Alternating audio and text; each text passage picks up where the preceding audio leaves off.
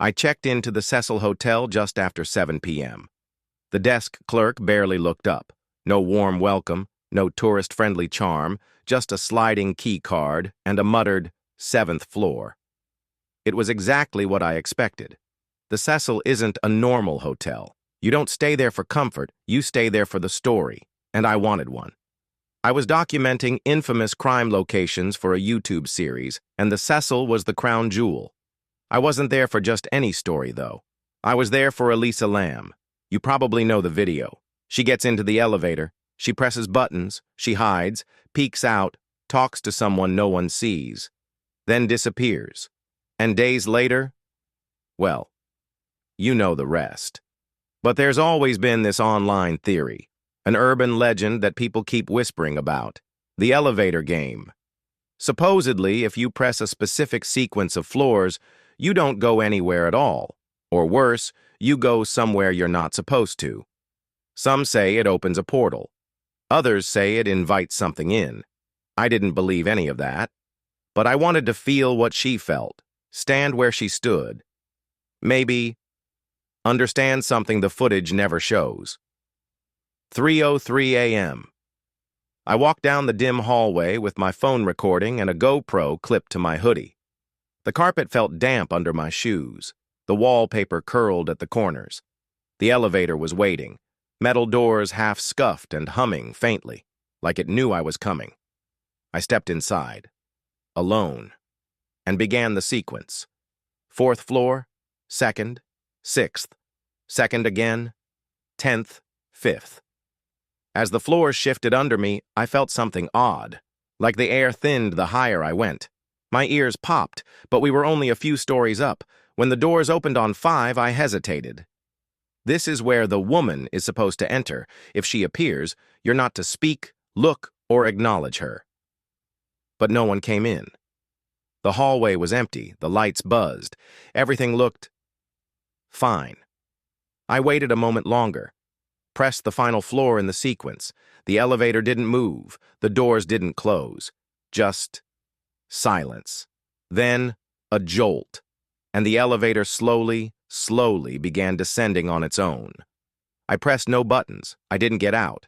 I said nothing. It dropped me off back on 7, my hallway, my floor.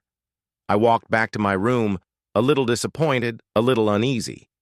Maybe it had been a joke all along. Maybe I wanted too badly to believe something would happen. But then, at 3:47 a.m., I woke to the sound of the elevator dinging. At first I thought it was a dream, but then it dinged again and again, each time followed by the faint sound of the doors opening, but no voices, no footsteps. I got up, pressed my eye to the peephole. The hallway was empty, but the elevator at the end of the corridor, its doors were open. The light inside wasn't yellow anymore, it was off, just blackness. And then the security camera above my door, mounted in the corner, flashed red, just once. Not green, not motion activated, red. I reached for my phone. Dead, even though I'd charged it before bed. When I looked through the peephole again, there was someone in the elevator, at least I think there was.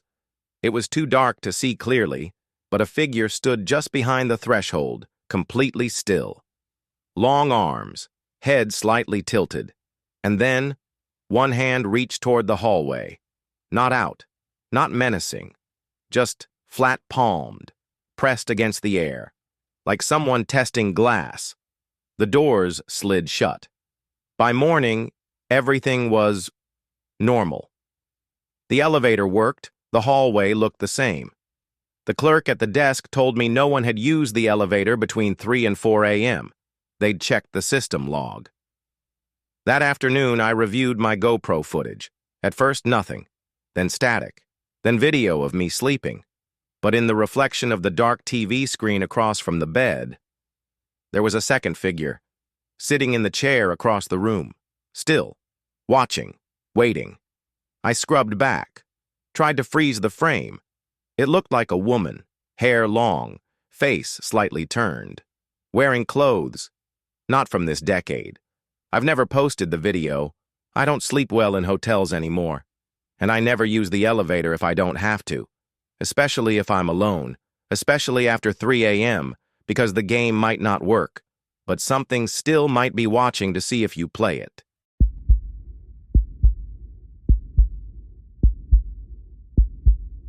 I booked room 1046 on purpose, not because it had a view, not because it was cheap, but because in 1935, a man named Roland T. Owen was found inside that exact room, beaten, bound, and left with no way to call for help. To this day, no one knows who he really was or what happened in that room. The story stayed with me since I first read it on Reddit as a teen, so when I had to stay in LA for work, I did what no rational person should. I requested that room. The desk clerk looked up when I asked. "You sure?" he said, fingers pausing on the keyboard. "It's small, no windows." "Perfect," I replied. He handed over the key card with a look that sat somewhere between confused and mildly concerned. The room was colder than the hallway. Old radiator. Carpet stiff underfoot. Peeling wallpaper. A mirror cracked in the upper left corner. And a closet door that didn't quite shut all the way. But I didn't feel scared. Not really. Just observant. Like I'd stepped into a place that remembered more than it should. I set up my gear, small camera, mic, and notepad. I was documenting my stay for a true crime vlog. I planned to spend the night, do a little live streaming, maybe even do an EVP session if things got quiet. By 10 p.m., I was lying on the bed, talking to the camera, answering comments. That's when I noticed it. The closet door. I had shut it earlier, firmly, deliberately, but now it was cracked open, just a sliver, like someone had been watching. I got up, opened it. Just coats, empty hangers. But the back of the closet was lined with deep scratches like someone had clawed at it, desperately. And carved into the bottom trim, beneath the coat rail, were 4 small words. "He's still in here." I backed out, heart racing, breath catching in my throat. Suddenly, the light above the bed buzzed and went out. I was plunged into a dim yellow glow from the hallway peeking under the door. My phone flashlight flicked on instantly, shaking slightly in my hand. I checked the closet again. Still empty. Then I noticed the bathroom mirror. Not my reflection. Not exactly. My reflection was standing slightly off from my movements, half a beat behind, its head tilted just a little too far to the side. I didn't breathe. Neither did it. I slammed the bathroom door shut and stepped back into the main room, just in time to hear 3 soft knocks at my door. Not the hallway door, the closet. I grabbed my stuff. No dramatic closing statement, no final vlog clip, just a blur of camera cords and adrenaline. When I reached the front desk, the night clerk looked up. I told him what I saw, asked if anyone had ever reported strange things in 1046. He exhaled slowly and said, "You're not the first." I stayed at a chain hotel the next night. I couldn't sleep. Not because of noise, because when I reviewed the footage back in the safety of my room, at 2:13 a.m., the closet door opened just a little wider. And in the mirror across the room, a figure leaned out from inside, just far enough to watch me sleeping. Not the door, the mirror. And it stayed there for 4 minutes, completely still, then vanished.